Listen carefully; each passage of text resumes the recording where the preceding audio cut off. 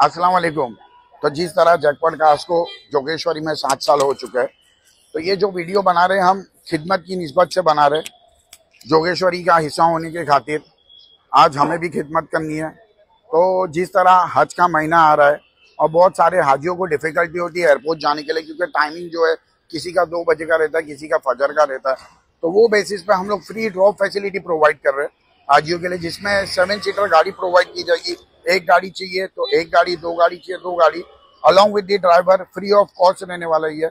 हमारे आकिब भाई और मोहसिन भाई ये दोनों भाई हमारे चीज़ों को हैंडल करने वाले। तो नीचे दिए हुए नंबर पर आप कॉल कर सकते हो, अपनी फ्लाइट की जो भी स्केड्यूलिंग है बुक कीजिए, हमें भी खिदमत का मौका दीजिए। हज का महीना आ रहा है और हम सब खिदमत चाहते हैं, हमें पूरा मौका दीजिए।